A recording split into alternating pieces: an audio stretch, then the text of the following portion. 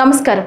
Today Andhra news bulletin కి స్వాగతం. వార్తలోని వివరాల్లోకి వెళితే జమ్మూ కాశ్మీర్లోని పహల్గామ్లో అమాయక పర్యాటకులను బలి తీసుకున్న ఉగ్రవాదులకు ప్రధాని మోదీ తీవ్ర హెచ్చరిక చేశారు. కలలో కూడా ఊహించని విధంగా కఠిన శిక్ష విధిస్తామన్నారు. బీహార్లోని మధుబనిలో జరిగిన ఓ కార్యక్రమంలో పాల్గొన్న ప్రధాని తొలిసారిగా కాశ్మీర్ ఘటనపై స్పందించారు. ఇది పర్యాటకులపై జరిగిన దాడి కాదని భారత్పై జరిగిన దాడిగా భావిస్తున్నామన్నారు. ఉగ్రవాదానికి పాల్పడిన వారు భారీ మూల్యం చెల్లించుకుంటారని స్పష్టం చేశారు. ఈ దాడికి పాల్పడిన వారితో పాటు దాడి వెనుకున్న కుట్రదారులను కూడా ఊహించని విధంగా శిక్షిస్తామని అన్నారు. అంతకు మునుపు ఉగ్రవాదానికి బలైన వారికి సంతాప సూచకంగా ప్రధాని 1 నిమిషం పాటు మౌనం పాటించారు. అనంతరం ప్రసంగిస్తూ ఉగ్రమూకలకు వారిని ప్రోత్సహిస్తున్న వారికి గట్టి హెచ్చరికలు జారీ చేశారు.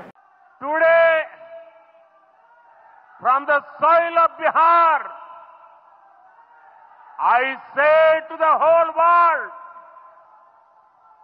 India will identify, track and punish every terrorist and their backers.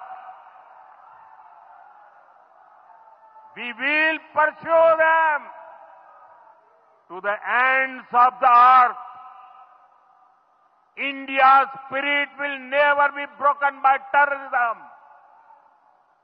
Terrorism will not go unpunished. Every effort will be made to ensure that justice is done. The entire nation is firm in this resolve. Everyone who believes in humanity is with us. I thank the people of various countries and their leaders who have stood with us in these times. Artificial intelligence and emerging technologies for government digital transformation అంశంపై సచివాలయంలో ఉన్నతాధికారులతో work shop జరిగింది. ఈ కార్యక్రమానికి CM Chandrababu Naidu హాజరై ప్రారంభోపన్యాసం చేశారు. ఈ సందర్భంగా ఆర్టిఫిషియల్ ఇంటెలిజెన్స్, ఇతర ఎమర్జింగ్ టెక్నాలజీల ఆవశ్యకత, పాలనలో వాటి వినియోగంపై ముఖ్యమంత్రి మార్గనిర్దేశం చేశారు. ఈ వర్క్ షాప్ కు సీఎస్, డీజీపీ, వివిధ శాఖల అధికారులు, కేంద్ర ఐటీ శాఖ మాజీ సెక్రటరీ చంద్రశేఖర్ హాజరయ్యారు. అలాగే Wadhwani centre for government digital transformation CEO Prakash Kumar, WGDT dean Kamal Das తో సహా పలువురు నిపుణులు కూడా వచ్చారు. గుడ్ గవర్నెన్స్ కోసం ఏఐ సహా నూతన టెక్నాలజీ వినియోగం, పౌర సేవల్లో మెరుగైన ఫలితాలు సాధించడంపై ప్రధానంగా చర్చ జరిగింది.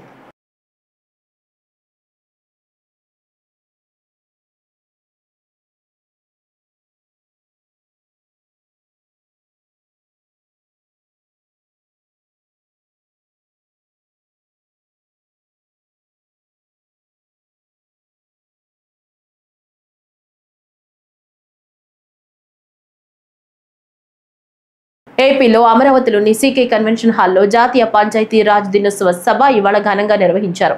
ఈ కార్యక్రమానికి డిప్యూటీ సీఎం, గ్రామీణ పట్టణాభివృద్ధి శాఖ మంత్రి పవన్ కళ్యాణ్ హాజరయ్యారు. మంగళగిరిలో జరిగిన జాతీయ పంచాయతీరాజ్ దినోత్సవంలో పవన్ కళ్యాణ్ ప్రసంగిస్తూ కీలక వ్యాఖ్యలు చేశారు. తాను పంచాయతీరాజ్ శాఖను చాలా ఇష్టంగా ఎంచుకున్నానని చెప్పారు. పల్లెల్లో ఉండటం అంటే తనకు ఇష్టమని తెలిపారు. పల్లె నిధులు వాటికి ఉపయోగించాలని చెప్పారు. అధికారుల కృషితో గ్రామాల్లో వేగవంతమైన అభివృద్ధి సాగుతోందని పవన్ కళ్యాణ్ పేర్కొన్నారు.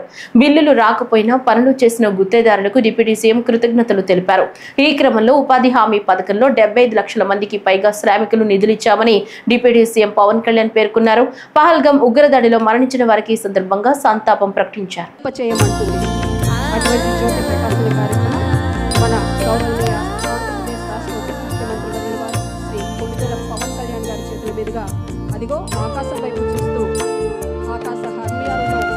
కావాల్సిందల్లా పంచాయతీకి ఏ నిధులైతే ఇవ్వబడ్డాయో అవి సంపూర్ణంగా ఖర్చు కాబడాలి. ఏ ఉద్దేశంకి అయితే ఇవ్వబడిందో ఆ డబ్బు సంపూర్ణంగా దానికే నిర్దేశించిన డబ్బు దానికే ఖర్చు పెట్టగలగాలి. ఎలాంటి అవకతవకలు లేకుండా దయచేసి చూడండి అని చెప్పి ఆ బాధ్యత తీసుకున్నప్పుడు ఆయన చాలా మనస్ఫూర్తిగా శశిభూషణ్ గారు చాలా మనస్ఫూర్తిగా తీసుకొని మేము మన ఇన్ని కార్యక్రమాలు చేస్తుంటే వెన్నంటే ఉన్నందుకు ముందుగా శశికుమార్ గారికి నా ప్రత్యేకమైన ధన్యవాదాలు. అలాగే ఇక్కడ కేరళ నుంచి మన ఆంధ్ర సేవ చేయాలని చెప్పి వచ్చిన కృష్ణతేజ గారికి, మిగతా ఉన్నతాధికారులందరికీ ప్రత్యేకంగా నా ధన్యవాదాలు తెలుపు. మీరే లేకపోతే ఈరోజు ఇంత విజయవంతంగా ఇంత వడివడిగా రోడ్లు వేయటం నిర్మాణం దగ్గరగా కావచ్చు, ఫామ్ పాండ్స్ కావచ్చు, నీటి తొట్టులు కావచ్చు, గ్రామాల రహదారులు కావచ్చు, ఈ వేదిక పైన ఉన్న కీలకమైన వ్యక్తులు ఎవరు కనుక లేకపోయిన ఉంటే, అలాగే అదే స్థాయిలో కింద గ్రామ స్థాయిలో కూడా వ్యక్తులు బలమైన సమూహం లేకపోయిన ఉంటే ఈరోజు ఇంత వేగవంతంగా రోడ్లు వేసేవాళ్ళం కాదు, ఎన్ని పనులు చేయగలిగే వాళ్ళం కాదు. అలాగే మేము ఇందాక శశిభూషణ్ గారు మాట్లాడుతూ కొన్ని కాంట్రాక్ట్స్ చేసిన దాన్ని ఇంకా కొంచెం చాలా నమ్మకం మీద భరోసా పెట్టారు ఈ ప్రభుత్వం మీద. కొంతమంది బంగారం తాకట్టు పెట్టి కూడా మేము పనులు చేసాం. ఎందుకంటే మాకు ఈ ఎన్డీఏ ప్రభుత్వం మీద గౌరవ ముఖ్యమంత్రి శ్రీ నారా చంద్రబాబు నాయుడు గారి నాయకత్వాన, సమర్థవంతమైన నాయకత్వాన మాకు చాలా బలమైన నమ్మకం ఉంది అని చెప్పి డబ్బులు ఇవ్వకపోయినా కానీ, ఇంకా రిలీజ్ కాకపోయినా పనులు చేసినందుకు ప్రతి కాంట్రాక్టర్స్ ప్రతి ఒక్కరికి పేరు పేరున నా ధన్యవాదాలు తెలుపుతున్నాను. కొంత నిధులు కొంత శాతం ముందు వచ్చినంత నిధులు కొంత జాప్యం ఉంది. ఇది కేవలం ఏంటంటే ఇది మన రాష్ట్ర ప్రభుత్వం సంబంధించింది కాదు, ఇది కేంద్ర ప్రభుత్వం అన్ని రాష్ట్రాలకి నిధులు విడుదల చేసే దాంట్లో కొంత జాప్యం ఉంది. అది ఫైనాన్షియల్ ప్లానింగ్లో కొంత జాప్యం జరిగింది. అందుకనే మొన్న ఫైనాన్స్ కమిషన్ మీటింగ్ కూడా జరిగింది. దాంట్లో భాగంగా అన్ని వాళ్ళకి చూసుకున్న తర్వాత ఖచ్చితంగా ఇంకో కొద్ది రోజుల్లోనే మనకి ఆ నిధులు వస్తాయి అనేది నాకు సంపూర్ణమైన విశ్వాసం ఉంది. దానికి మాకు తెలియ కూడా చేశారు. సో మీ అందరికీ ఆ భరోసా అయితే ఇస్తున్నాను మీకు. అలాగే మల్టీ విలేజ్, ముఖ్యంగా నేను చాలాసార్లు ఈ తాండాల్లో తిరిగేవాడిని ఈ అనేక సందర్భాల్లో. తెలంగాణలోని కర్ణాటక కావచ్చు, లేదంటే మన ఆంధ్రాలోని అరకు ప్రాంతాల్లో కావచ్చు.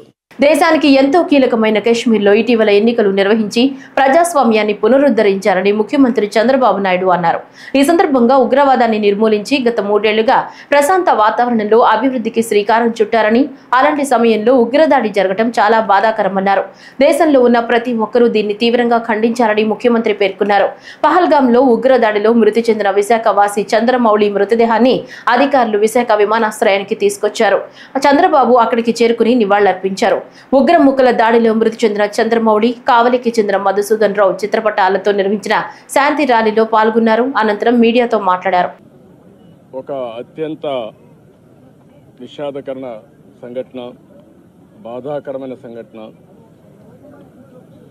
ఏదైతే పహల్గామ్లో జరిగినటువంటి టెర్రరిస్ట్ కాల్పులు భారతదేశం మొత్తం షాక్కు గురి చేసింది. ప్రపంచాన్ని కదిలించే పరిస్థితి తీసుకొచ్చింది.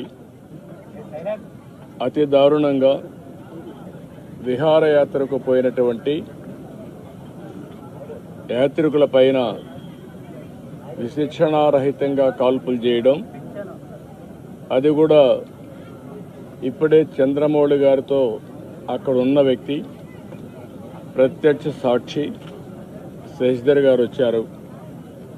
ఆయనతో మాట్లాడినప్పుడు ఆయన చెప్పిన విషయం, ఏదైతే అక్కడ వీళ్ళందరూ ఉన్నారు, టాయిలెట్ కోసం బాత్రూమ్స్కి వెళ్ళారు. వెళ్ళిన సమయంలో ఒక 2 వ్యక్తులు మొత్తం ఇష్టానుసారంగా AK-47 లాంటి గన్ పెట్టుకొని కాల్చుకుంటూ వస్తున్నారు. వీళ్ళు అక్కడి నుంచి పరిగెత్తారు. మిగిలిన ఫ్యామిలీ మెంబర్స్ ఎవరైతే మగవాళ్ళు ఉన్నారో కొంచెం ముందు పోగలిగారు. ఈయన కూడా వెళ్ళాడు కానీ కొంచెం వెనకబడ్డాడు. దాంతో ఈయన్ని ఆయన కళ్ళ ముందరనే కాల్చి చంపేసే పరిస్థితికి వచ్చారు. కళ్ళ ఎదుటిగా చూసిన ప్రత్యక్ష సాక్షి శశిధర్ గారు. అది చూసినప్పుడు ఎంత అనాగరికంగా, మానవత్వం లేకుండా వీళ్ళు ప్రవర్తించేది ఒక ఉదాహరణ. అది కూడా భార్యాభర్తలు 2 కపుల్స్ వెళ్ళారు. విశాఖపట్నం నుంచి 3 కపుల్స్ వెళ్ళారు. ఆడవాళ్ళను వదిలిపెట్టి మగవాళ్లే కాల్చారు సెలెక్టివ్గా. అదే మరి ఇవన్నీ చూస్తే ఒక టార్గెటెడ్గా కావాలని చేశారు తప్ప ఇంకోటి కాదు. ఇది ఆర్గనైజ్డ్గా కూడా వెల్ ఆర్గనైజ్డ్గా చేశారు. గడిచిన 3-4 సంవత్సరాలుగా అక్కడ ఎలాంటి గొడవలు లేకుండా ప్రశాంతంగా ఉంది. మళ్ళీ అక్కడ అభివృద్ధి జరుగుతూ ఉంది. అదే మరి అక్కడ ఉపాధి కానీ పెద్ద ఎత్తున అనేక కార్యక్రమాలకు నాంది పలికే పరిస్థితి వచ్చింది. ఉగ్రవాద చర్యలు భారతదేశాన్ని ఏమీ చేయలేవని సీఎం చంద్రబాబు అన్నారు. దేశంలో సుస్థిరమైన ప్రభుత్వం ఉందని చెప్పారు.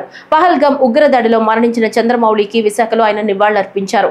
అనంతరం మీడియాతో మాట్లాడుతూ ఉగ్రదాడి ఒక అనాగరిక చర్య అని అన్నారు. కాశ్మీర్లో ఉగ్రవాదాన్ని నిర్మూలించి అభివృద్ధి జరుగుతున్న నేపథ్యంలో ఉగ్రదాడి జరగడం చాలా బాధాకరమన్నారు. ప్రతి ఒక్కరూ ఈ దాడిని ఖండించాల్సిన అవసరం ఉందని తెలిపారు. రాష్ట్రానికి చెందిన 2 వ్యక్తులు మృతి చెందారని, బాధిత కుటుంబాలకు 10 లక్షల చొప్పున ఆర్థిక సాయం చేస్తామని ఈ సందర్భంగా ప్రకటించారు. కాశ్మీర్ అంటే భారతదేశంలో ప్రతి ఒక్కరికి కూడా ఒక అనుసంధానం ఉంది. ఇది ఒక సుందరమైన ప్రాంతం, మన దేశంలో అత్యంత ముఖ్యమైన ప్రాంతం అనే అభిప్రాయం అందరిలో ఉంది. అలాంటి దగ్గర ఇటీవల ఎలక్షన్ చేయడం, ప్రజాస్వామ్యాన్ని కూడా పునరుద్ధరించడం, టెర్రరిస్టుల్ని పూర్తిగా నిర్మూలించి, టెర్రరిజాన్ని నిర్మూలించి ఈరోజు అభివృద్ధికి శ్రీకారం చుట్టే పరిస్థితి వచ్చింది. అలాంటి సమయంలో ఇలాంటి సంఘటన జరగడం చాలా బాధాకరం. దీన్ని భారతదేశంలో ఉండే ప్రతి ఒక్కరు కూడా తీవ్రంగా ఖండించాల్సిన అవసరం ఉంది. ఇలాంటి టెర్రరిస్టులు భారతదేశాన్ని ఏమీ చేయలేవు. భారతదేశంలో ఒక సుస్థిరమైన ప్రభుత్వం ఉంది, సమర్థవంతమైన నాయకత్వం ఉంది, ధీటుగా ఎదుర్కొనే శక్తి సామర్థ్యాలు కలిగిన ప్రభుత్వం. అలాంటి కేంద్ర ప్రభుత్వంలో ఉండే ఈ ప్రభుత్వం మీద ఇలాంటి చిన్న చిన్న సంఘటనలతో ఏదో కావాలని డిస్ట్రాక్ట్ చేయాలని ప్రయత్నం చేయడం, ఇది వాళ్ళ అవివేకం తప్ప ఇంకోటి కాదు.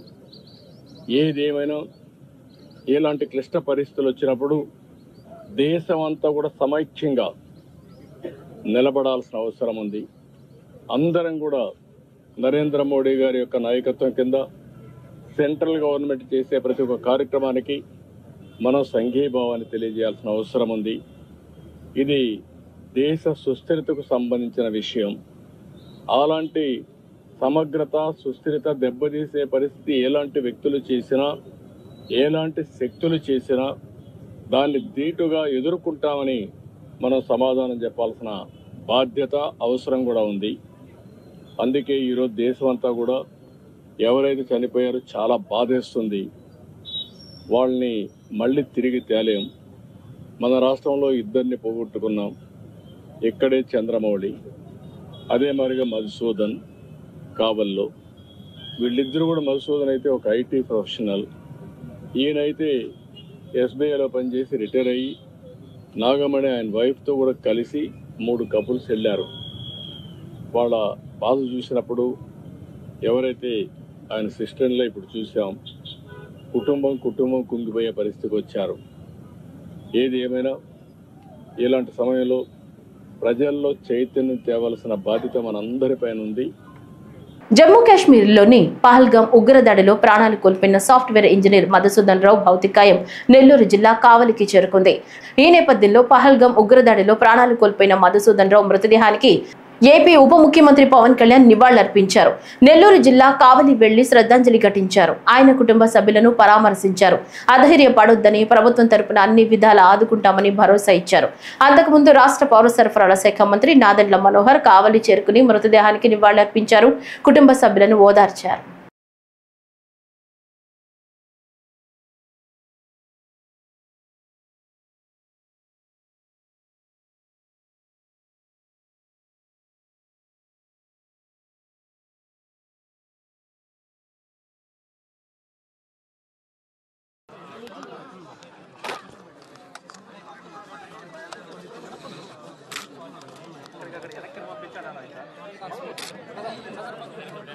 బ్యాక్ జరగండి, బ్యాక్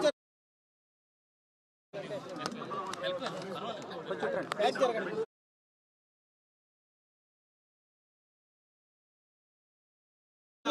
పహల్గాం ఉగ్రదాడి మృతులకు వైఎస్ఆర్సీపీ అధినేత మాజీ సీఎం వైఎస్ జగన్మోహన్ రెడ్డి నివాళులర్పించారు. గురువారం పలు జిల్లాల స్థానిక సంస్థల ప్రజా ప్రతినిధులతో ఆయన తాడేపల్లిలోని పార్టీ కేంద్ర కార్యాలయంలో సమావేశమయ్యారు.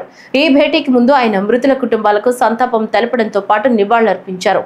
సమావేశం ప్రారంభంలో జమ్మూ కాశ్మీర్ పహల్గాంలో ఉగ్రవాదులు జరిపిన ఆటవిక దాడిలో ప్రాణాలు కోల్పోయిన మృతుల కుటుంబాలకు సంతాపం తెలిపారు. మౌనం పాటించి నివాళులర్పించి సమావేశం ప్రారంభించారు. ఈ భేటీలో వైఎస్ఆర్ జిల్లా ప్రొద్దుటూరు, తిరుపతి జిల్లా వెంకటగిరి మున్సిపాలిటీలు, అనంతపురం జిల్లా కంబదూరు, తిరుపతి రూరల్ వైఎస్ఆర్సీపీ స్థానిక సంస్థల ప్రజా ప్రతినిధులు పాల్గొన్నారు.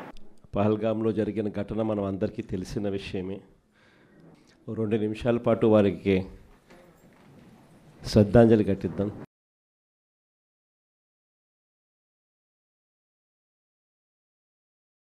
వైకాపాకు చెందిన ఏపీ మాజీ మంత్రి విడుదల రజని మరిది గోపిని ఏసీబీ అధికారులు అరెస్టు చేశారు.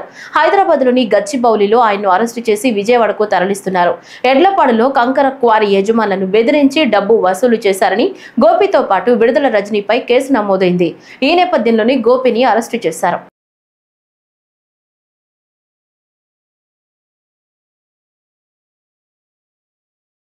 రాష్ట్రాన్ని అప్పుల పాలు చేసి నీతులు చెప్తున్నారా అంటూ కూటమి సర్కార్పై ఆగ్రహం వ్యక్తం చేశారు మాజీ మంత్రి బుగ్గన రాజేంద్రనాథ్ రెడ్డి. మా ప్రభుత్వం కంటే ఎక్కువగా కూటమి సర్కార్ అప్పు చేసిందని చెప్పుకొచ్చారు. గత వైసీపీ హయాంలో అడ్డగోలు అప్పులు చేశారంటూ తప్పుడు ప్రచారం చేశారని మండిపడ్డారు. రాష్ట్రానికి పన్ను ఆదాయం వచ్చేసి వైఎస్ఆర్ కాంగ్రెస్ పార్టీ ప్రభుత్వం దిగిపోయిన నాటికి పాత సంవత్సరం అప్పుడు కూడా ఫిబ్రవరి వరకే తీసుకోవడం. ఎందుకంటే యాపిల్ చీనిపండు ఒకటే ఉండాలని అప్పుడు కూడా ఫిబ్రవరి వరకే తీసుకుంటే 81,400 కోట్లు ఆదాయం రాగా కొత్త కూటమి ఎంత తెలిసినా వచ్చిండేది 80,760. అంటే తక్కువ. ఫిబ్రవరి నాటికి చూసుకుంటే 0.78 అంటే ఇంచుమించు 1% తక్కువ. అంటే మాకంటే పరిపాలన రాదు, మాకు అసలు ఏ శక్తి లేదు. మీరు బాగా శక్తివంతులు కదా, మీకు అనుభవం ఉంది కదా, మీరెందుకంటే 1% తక్కువ వచ్చినారు? పైగా గొప్పగా అంటే సంపద సృష్టి కదా మీది. రెవెన్యూ రాబడి మొత్తం చూసుకుంటే కేంద్రం నుంచి వచ్చినవి కలుపుకొని చూసుకుంటే వైఎస్ఆర్ కాంగ్రెస్ పార్టీ ప్రభుత్వము 1,52,820 కోట్లు అంటే ఇంచుమించు 1,53,000 కోట్లు అనుకోండి వస్తే, వీళ్ళదెంత 1,41,370 కోట్లు. ఇంకా తక్కువ. ఎంత తక్కువ? 7.5% తక్కువ. ఇంకా చూడండి, అంటే మాకంటే తెలివి లేదు, మాకంటే పరిపాలన చేత కాదు. మళ్ళా మాది ఒకవేళ చేతగాని పరిపాలన తెలియని ప్రభుత్వం అయితే మాకంటే 7.5% తక్కువ కదా మీ సంపద సృష్టి. మరి మిమ్మల్ని ఏమనల్లా? అప్పు మాత్రము అనర్గళంగా పెంచుతున్నారు. ఎంత పెంచుతున్నారు? అప్పుడు ఆ సంవత్సరము వైఎస్ఆర్ కాంగ్రెస్ పార్టీ చూస్తే 77,208 కోట్లు. అదే సమయంలో కాలపరిమితిలో చూసుకుంటే వీళ్ళు మాత్రము 90,558 కోట్లు. అంటే 17% పైన పెంచినారు. ఇంకా చూడండి, అప్పేమో పెంచుతిరి, ఆదాయమేమో తగ్గిస్తిరి, మీరు మాత్రం అనుభవం అని చెప్పి చెప్తారనమాట. పోనీ ఇంత చేసినారు కదా, అంటే మీరు ఇంత అప్పు చేస్తారు కదా, మాకంటే ఎక్కువ ఏం చేస్తున్నారు ఆ అప్పుతో, ఆ డబ్బుతో? అంటే మేము 70,000 కోట్లు ఆ కాల పరిమితులు చేస్తే మీరు 90,000 దాటినారు. మొత్తం నేను చూసినట్లయితే కన్నా 1,40,000 కోట్ల అప్పు వచ్చింది దాదాపు. ఎట్లా 1,40,000 కోట్ల అప్పు? అసలు ఆఫ్ బడ్జెట్ బారోయింగ్స్, మంచి చెడ్డ ఇవన్నీ చూసుకుంటే కానీ ఇంకా ఎక్కువైపోయింది అప్పు. కానీ మీరు చూసినట్లయితే మాత్రము, ఎందుకంటే మీరేం చేసినారు, ఫస్ట్ 11 నెలలకు 90,000 చిల్లర ఆర్బీఐ ద్వారా చేసినారు. దాని తర్వాత మార్చి 2025లో 8,000 అడ్వాన్సు, అంటే ఈ సంవత్సరంది కూడా అడ్వాన్స్లో 8,000 చిల్లర కోట్లు చేసినారు. మళ్ళీ ఏప్రిల్ మొదటి వారంలో 5,000 చిల్లర కోట్లు చేసినారు. ఈ నాటికి చూసుకుంటే ఇంచుమించు అమరావతి అప్పులు, బాండ్స్, సివిల్ సప్లైస్, మార్కెట్ అన్ని చూస్తే ఇంచుమించు 1,47,655 కోట్లుంది. ఎక్కడికి పోయింది డబ్బులు అని. ఉగ్రవాదుల దాడిని ముక్తకంఠంతో అంతా ఖండించాలని రాష్ట్ర జనసేన పార్టీ పిలుపునిచ్చింది. కాశ్మీర్లో ప్రశాంతతకు భంగం కలిగించేందుకే ఉగ్ర కుట్ర అని రాష్ట్ర పౌర సరఫరాల శాఖ మంత్రి నాదెండ్ల మనోహర్ పేర్కొన్నారు. ప్రధాని నరేంద్ర మోదీ చేస్తున్న అభివృద్ధిని ఓర్వలేకే దాడులు చేస్తున్నారన్నారు. క్లిష్ట సమయంలో కలిసికట్టుగా నడవాలని జనసేన అధ్యక్షుడు, రాష్ట్ర ఉప ముఖ్యమంత్రి పవన్ కళ్యాణ్ సూచించారని తెలిపారు. పవన్ కళ్యాణ్ పిలుపు మేరకు పార్టీ తరపున 3 3 రోజుల సంతాప దినాలు ప్రకటించినట్లు స్పష్టం చేశారు. జనసేన పార్టీ రాజకీయ పహల్గామ్ ఉగ్రదాడి మృతులకు సంతాపంగా గుంటూరు జిల్లా మంగళగిరిలోని జనసేన పార్టీ కొవ్వొత్తుల ప్రదర్శన చేపట్టింది. జనసేన పార్టీ ఆధ్వర్యంలో కొవ్వొత్తుల ప్రదర్శన నిర్వహించారు. మంగళగిరిలోని పార్టీ కేంద్ర కార్యాలయం నుంచి నేతన్న కూడలి వద్దనున్న భారీ జాతీయ పతాకం వరకు శాంతియుతంగా ర్యాలీ నిర్వహించి మృతులకు సంతాపం తెలిపారు. కాశ్మీర్లో జరిగిన సంఘటన ప్రతి ఒక్కరిని కలిదివేసి దుర్మార్గమైన చర్య. పర్యాటకుల్ని అన్యాయంగా టార్గెట్ చేసి మతం పేరుతోటి ఉగ్రవాదులు ఆ విధంగా దాడికి పాల్పడడం నిజంగా తలదించుకునే పరిస్థితి. భారతదేశంలో ఎప్పుడు కూడా ఒక జాతీయత, కలిసి ఉందామనే ఒక మనసు, అందరం కలిసి ముందుకెళ్తేనే మనం మన దేశానికి ఒక నమ్మకం కల్పించే విధంగా మనం అద్భుతంగా మనం ఎకానమీగా ముందుకెళ్ళాలి. ఇతర దేశాలతో పోటీ పడాలి. మనం మన బిడ్డలకి గొప్ప అవకాశాలు కల్పించాలి. ఇదే ప్రతి తల్లి కోరుకునేది. దానికి విరుద్ధంగా నిన్న ఏ విధంగా అటువంటి దుశ్చర్యలో ఉగ్రవాదులు పాల్గొన్నారో మా పార్టీ అధ్యక్షులు పవన్ కళ్యాణ్ గారు మమ్మల్ని అందరినీ కూడా ఈరోజు ఈ సంఘటన జరిగిన తర్వాత దేశభక్తితోటి, ముక్త కంఠంతో మనందరం కూడా మనపైన జరిగిన దాడిగా మనం భావించుకోవాలి. ఆ కుటుంబాలకి మనం సానుభూతి తెలపడమే కాకుండా భవిష్యత్తులో ఎవరు కూడా ఇటువంటి హేయమైన చర్యను పాల్గొనకుండా మనం ఒక స్ట్రాంగ్ మెసేజ్ ఇవ్వాలని మా పార్టీ అధ్యక్షులు పవన్ కళ్యాణ్ గారు కోరారు. రాష్ట్ర వ్యాప్తంగా 3 రోజుల కార్యక్రమం జనసేన పార్టీ నుంచి చేపట్టబోతున్నాం. ఈరోజు కొవ్వొత్తుల ర్యాలీ, సంఘీభావం తెలుపుతూ ఆ కుటుంబాలకి ఒక నమ్మకం, భరోసా, మీ అందరం మీతో ఉన్నాం, ఇటువంటి బాధాకరమైన సంఘటనలో మా వంతు మేము నిలబడతాం అనేది తెలియపరచడానికి కోసం చేస్తున్న ఈ కార్యక్రమం. ఈ ర్యాలీతో పాటు రేపటి రోజున దీక్షలు నిర్వహిస్తాం. ఎల్లుండి స్వయంగా పవన్ కళ్యాణ్ గారు కూడా పాల్గొని మానవహారంలో ఒక స్ట్రాంగ్ మెసేజ్ భారతదేశానికి, మన ప్రజలకి అందరం కలిసి ఉండాలి. ఇటువంటి చర్యలు ఇంకొకసారి జరగకూడదు. మనం ఆలోచించాల్సింది మన బిడ్డల కోసం, భావితరాల కోసం, మన దేశ భవిష్యత్తు కోసం. అంతేగాని ప్రశాంతమైన వాతావరణం తీసుకురావాలని నరేంద్ర మోడీ గారి ప్రభుత్వం కాశ్మీర్లో చేసిన చర్యలు, కొన్ని కార్యక్రమాలు, అది అంతిమంగా దేశానికి ఉపయోగపడుతుంది, జమ్మూ కాశ్మీర్కి ఉపయోగపడుతుందని చేసిన కార్యక్రమాల్లో కూడా చిచ్చులు పెట్టే ప్రయత్నం ఉగ్రవాదులు చేశారు. ఏ దేశానికి సంబంధించిన వాళ్ళైనా సరే ప్రతి ఒక్కరం కూడా దీన్ని ఖండించాలి. మనస్ఫూర్తిగా ఆ కుటుంబానికి జనసేన పార్టీ తరఫున, మా పార్టీ అధ్యక్షుడు పవన్ కళ్యాణ్ తరఫున మీ అందరం కూడా సానుభూతి తెలుపుతూ ఆ అమరవీరులకి నివాళులు అర్పించుకుంటూ ప్రశాంతమైన వాతావరణంలో ఒక మంచి సంకేతం ఇవ్వాలి. మనందరం కలిసి ఉన్నాం అనే ఒక సంకేతం ఇవ్వాలి. దేశంలో ఎటువంటి సందర్భంలో ఎటువంటి సంఘటన జరిగినా కూడా పార్టీలకు అతీతంగా, ప్రాంతాలకు అతీతంగా, మతాలకు అతీతంగా మీ అందరం కలిసి నిలబడి ఏ విధంగా మా పార్టీ అధ్యక్షులు పవన్ కళ్యాణ్ గారు పదే పదే చెప్తారో జాతీయ భావన కల్పించే విధంగా ముందు మన జాతి, మన దేశం, దాని తర్వాతే మన రాష్ట్రం, మన ప్రజలు, మన పార్టీలు. పహల్గాంలో ఉగ్రవాదుల దాడిని నిరసిస్తూ ఈ దుశ్చర్యలో మృతి చెందిన వారికి సంతాప సూచకంగా జనసేన పార్టీ మౌన దీక్ష చేపట్టింది. ఇందులో భాగంగా ఈ రోజు ఉదయం నుంచి మంగళగిరిలోని పార్టీ కేంద్ర కార్యాలయం వద్ద శాసన మండలిలో ప్రభుత్వ విప్ పిడుగు హరిప్రసాద్, నెల్లిమర్ల ఎమ్మెల్యే లోకం నాగమాధవి మృతులకు నివాళులర్పించి మౌన దీక్షకు శ్రీకారం చుట్టారు. ఈ కార్యక్రమంలో AP MSIDC chairman Chillapalli Srinivasarao, party నేతలు కళ్యాణం శివ శ్రీనివాస్, మండలి రాజేష్, బేతపూడి విజయశేఖర్, గంజి చిరంజీవి, రావి సౌజన్య తదితరులు పాల్గొన్నారు.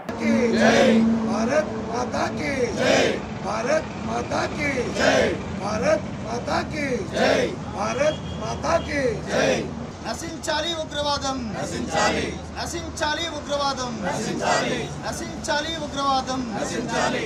వర్ధిల్లాలి భారతీయ ఐక్యత, వర్ధిల్లాలి, వర్ధిల్లాలి భారతీయ ఐక్యత, వర్ధిల్లాలి, వర్ధిల్లాలి భారతీయ ఐక్యత, వర్ధిల్లాలి. భారత్ మాతా కీ జై, భారత్ మాతా కీ జై, భారత్ మాతా కీ జై. జమ్మూ కాశ్మీర్ పహల్గాంలో ఉగ్రవాదుల దాడిలో మృతి చెందిన సోమిశెట్టి మధుసూదన్ మృతదేహం కావలి చేరుకుంది. మధుసూదన్ ను చూసిన కుటుంబ సభ్యులు, స్థానికులు కన్నీటి పర్యంతమవుతున్నారు. మధుసూదన్ ఇంటి వద్దకు భారీ సంఖ్యలో బంధువులు, స్థానికులు చేరుకున్నారు.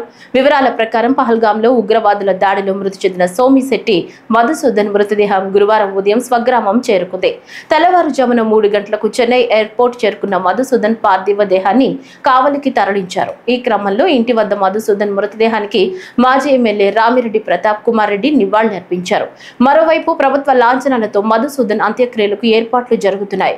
ఈ క్రమంలో మాజీ ఎమ్మెల్యే రామిరెడ్డి ప్రతాప్ కుమార్ రెడ్డి మాట్లాడుతూ ఇలాంటి దుర్ఘటన జరగడం, అందులో కావలివాసి మృతి చెందడం బాధాకరమన్నారు. కేంద్ర రాష్ట్ర ప్రభుత్వాలు మృతుడి కుటుంబానికి ఆర్థిక సాయంతో పాటు కేంద్ర ప్రభుత్వ ఉద్యోగం ఇవ్వాలన్నారు.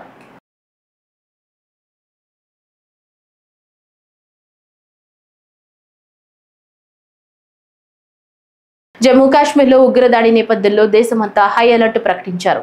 దేశవ్యాప్తంగా తనిఖీలు ముమ్మరం చేశారు. దాడుల నేపథ్యంలో కలియుగ దైవం శ్రీ వెంకటేశ్వర స్వామి కొలువై ఉన్న తిరుపతిలోనూ హై అలర్ట్ ప్రకటించారు. కొండపై భద్రతను విజిలెన్స్ సిబ్బంది కట్టుదిట్టం చేశారు. కాశ్మీర్లోని పహల్గామ్ దాడి నేపథ్యంలో తిరుమలలో ముందస్తు జాగ్రత్త చర్యలు చేపట్టినట్లు ఆలయ అధికారులు వెల్లడించారు.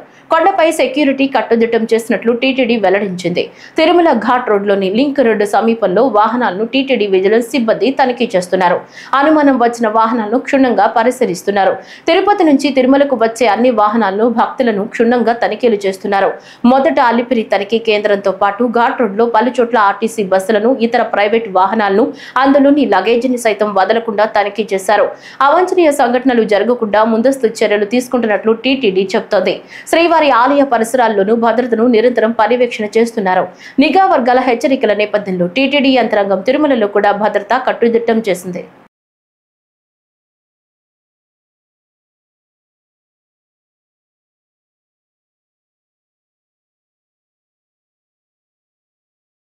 నిబ్బరంగా ఉండండి, ధైర్యంగా ప్రజల్లోకి వెళ్ళండి. టీడీపీ ప్రభుత్వం చేస్తున్న దుర్మార్గాలు వివరించండి. సూపర్ 6 హామీల మోసాలపై ప్రజలతో చర్చించండి. మళ్లీ వచ్చేది జగనన్నే, ఇది తథ్యమని మాజీ ఎమ్మెల్యే కాసు మహేష్ రెడ్డి అన్నారు. ఇప్పుడు ఆ వివరాలు చూద్దాం. గతంలో ఎలాగైతే పేపర్లు రాసినాయో అదే సేమ్ టు సేమ్ అచ్చుగుద్దినట్టు మళ్ళీ అదే పతాక శీర్షికలు. అక్కడ స్కామ్ జరిగింది, ఇక్కడ స్కామ్ జరిగింది, ఏది జరగకపోయినా మసిపూసి మారేడుకాయ వేసి ప్రజల దృష్టికి తీసుకెళ్లడానికి ప్రయత్నిస్తున్నారు. ఓ నలుగురిని అరెస్ట్ చేస్తున్నారు. రాజశేఖర రెడ్డిని అరెస్ట్ చేశాం, విజయసాయి రెడ్డి వెళ్ళిపోయాడు, మరో ఐఏఎస్ ఆఫీసర్ని అరెస్ట్ చేస్తాం. ఎవరు వీళ్ళంతా? వీళ్ళందరినీ అరెస్ట్ చేస్తే ఓటు వస్తుందా, ఓటు పోతుందా? ఏమీ కాదు. పాపం జగన్మోహన్ రెడ్డి గారి మీద అభిమానంతో, లేదు జగన్మోహన్ రెడ్డి గారి ప్రభుత్వం కింద ఆ రోజు వాళ్ళు పనిచేశారు అంతే. ఎక్కడా అక్రమాలు జరగల. కానీ ఇప్పుడు ఏదో ఒకటి చెయ్యాలి కాబట్టి వీళ్ళందరినీ కూడా ఆ ఒక్క గేమ్లో భాగంగా, అంతరంగంగా గేమ్లో భాగంగా తెలుగుదేశం ప్రభుత్వం అక్రమ కేసులు పెట్టి అరెస్ట్ చేస్తుంది. అక్రమంగా ఎవరిని నిర్బంధించినా, ఎవరి మీద కేసులు పెట్టినా ఖచ్చితంగా ఆంధ్ర రాష్ట్ర ప్రజలు క్షమించరు. గతంలో జరగలేదు, రేపు జరగదు. ఓ ఉద్యమం వస్తుంది. ఉద్యమం అంటే ఎవరి మీద దాడి చేయాల్సిన అవసరంలా, గతం కూడా చేయలా, ఏ బస్సు దగ్గరబెట్టలా, ఏ దహనకాండ జరగల. ఉద్యమం అనేది ఈ రోజున ప్రజల మనసుల్లో ఉంటుంది, ప్రజాక్షేత్రంలో ఉంటుంది. అది ఓటు రూపంలో ప్రజలు చూపెడుతుంటారు. అదే జరిగింది గతంలో, రేపు అదే జరిగింది. ఖచ్చితంగా చెప్తున్నాం, తెలుగుదేశం ప్రభుత్వం పాలన పడకేసి వాళ్ళు ఇస్తానన్న వాగ్దానాలు పక్కన పెట్టి కేవలం జగన్మోహన్ రెడ్డి గారిని, వైఎస్ఆర్సీపీ నాయకుల్ని అనగదొక్కాలనుకునే దుశ్చర్య ప్రజాక్షేత్రంలో ప్రజలు తేల్చుకుంటారు, మేము తేల్చుకుంటాం. అంతేకాని ఎవ్వరూ భయపడేది లేదు. ఖచ్చితంగా వైఎస్ఆర్సీపీ నాయకులు, కార్యకర్తలకే చెప్తున్నాం, ఈ విష ప్రచారం, ఈ అక్రమ కేసులు, ఈ అక్రమ అరెస్టులు గతంలో కూడా మనం అందరం చూసాం. దీనికి ఎవరు జంకేది లేదు. నిబ్బరంగా ఉండండి. జగన్మోహన్ రెడ్డి గారు చెప్పినట్టు క్షేత్రస్థాయికి పోయి పనిచేయండి. తప్పకుండా సత్ఫలితాలు వస్తాయి. మళ్ళీ 3-4 సంవత్సరాల్లోనే జగన్మోహన్ రెడ్డి గారు అఖండ మెజారిటీతో ముఖ్యమంత్రి అవటం ఖాయమని తెలియజేస్తారు. విశాఖలో 3,000 కోట్ల విలువైన భూములను 99 పైసలకే డొల్ల కంపెనీ ఉర్సా క్లస్టర్స్ కు కేటాయించడం వెనుక మంత్రి నారా లోకేష్, ఆయన బినామీలే సూత్రధారులని వైఎస్ఆర్సీపీ జాయింట్ సెక్రటరీ కారుమూరి వెంకటరెడ్డి మండిపడ్డారు.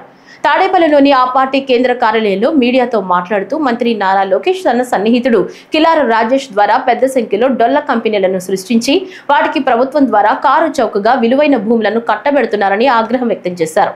సంపద సృష్టిస్తానని చెప్తున్న చంద్రబాబు ప్రజల సంపదను దోచుకుంటున్నారని ధ్వజమెత్తారు.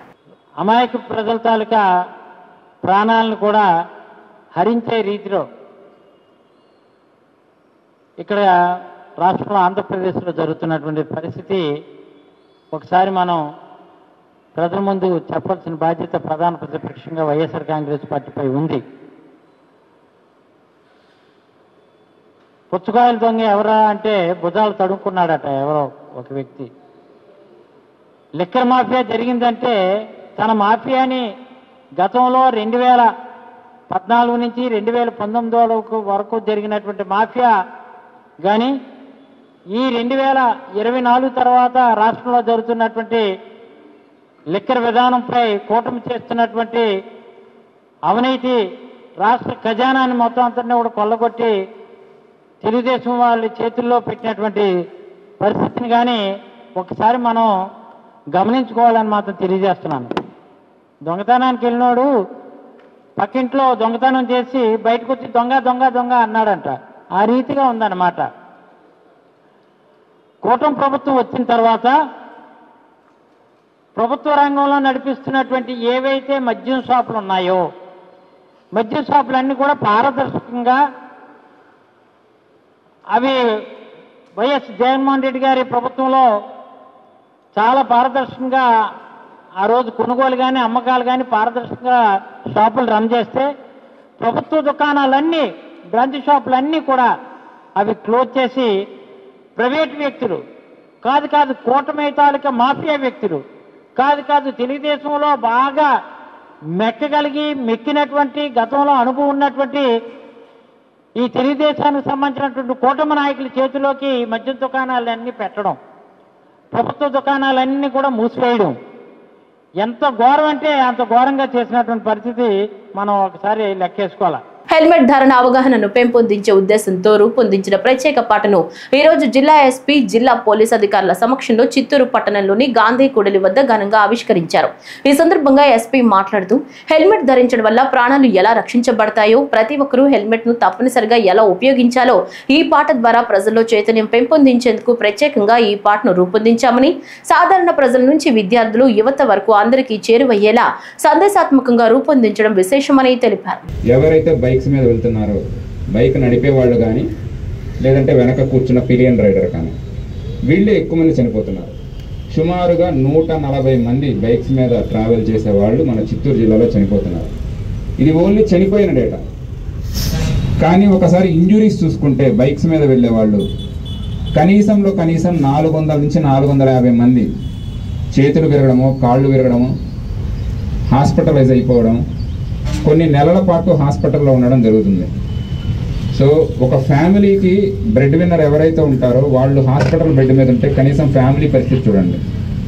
ఎంత గ్రేవ్ కన్సర్న్ అంటే ప్రతి సంవత్సరం ఇండియాలో మన భారతదేశంలో రోడ్ల మీద 160,000 మంది చనిపోతున్నారు.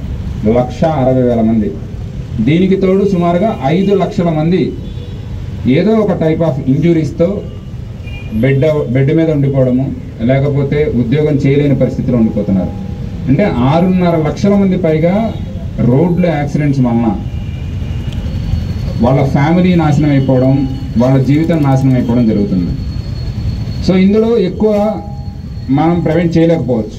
ఎందుకంటే ఒక పర్సన్ నడిపేటప్పుడు ఎంత వేగంతో నడుపుతున్నాడు, ఒక సెకండ్ చూసుకోకపోవడం. సో ఆ పరిస్థితుల్ని మనం మార్చలేకపోవచ్చు.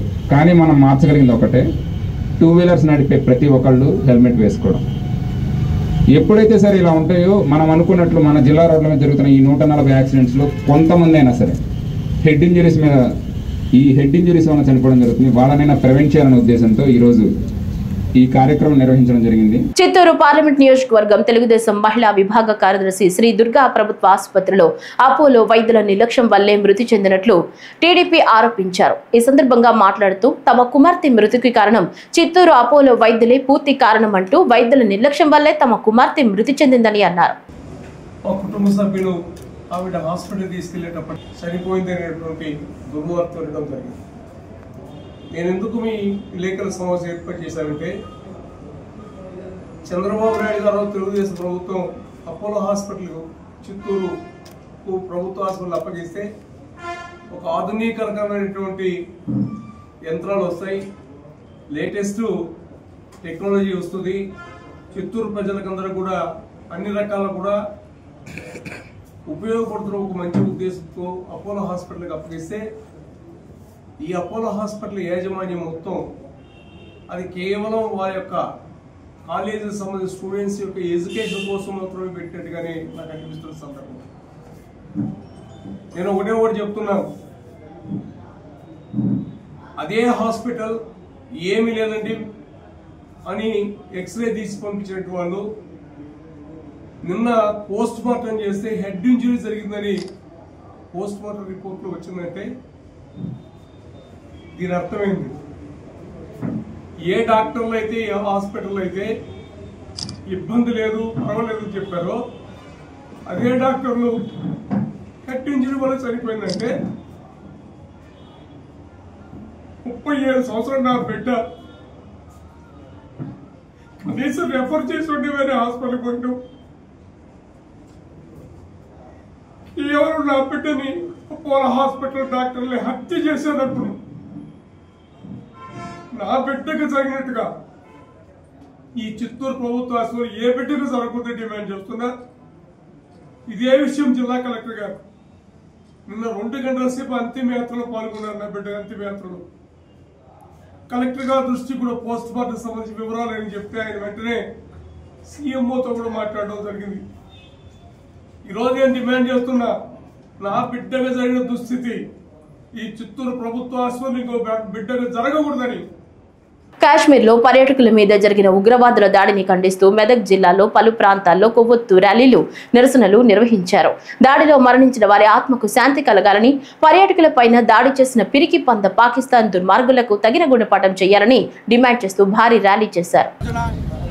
జమ్మూ కాశ్మీర్లో మరి పహల్గాం ప్రాంతంలో ఉగ్రమూకలు కేవలము హిందువులనే టార్గెట్ చేసి హిందువుల యొక్క ఐడి కార్డు చూసుకుంటూ వాళ్ళను అతి దగ్గరగా నుంచి అతి దారుణంగా కాల్చి చంపడం జరిగింది.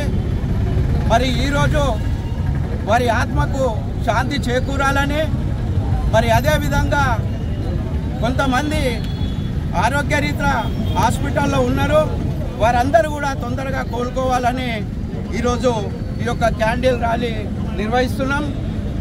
మరి పాకిస్తాన్ ఉగ్రవాద ముఠా మరి అతి దారుణంగా హిందువులను టార్గెట్ చేసి మరి ఈ యొక్క సంస్థ పాకిస్తాన్ మరి హిందువులను చంపే ప్రయత్నం చేస్తుంది. ఇదంతా కూడా కేవలం జమ్మూ కాశ్మీర్లో ఉనికి చాటుకోవడం కోసమే ఇదంతా చేయడం జరిగింది. ఇప్పటికైనా హిందూ బంధువులారా మేల్కొండి. మరి భవిష్యత్తులో మరి హిందువుల పరిస్థితి ఏంటిదో ఆలోచించండి. ఈ వార్తలు ఇంతటితో సమాప్తం. నమస్కారం.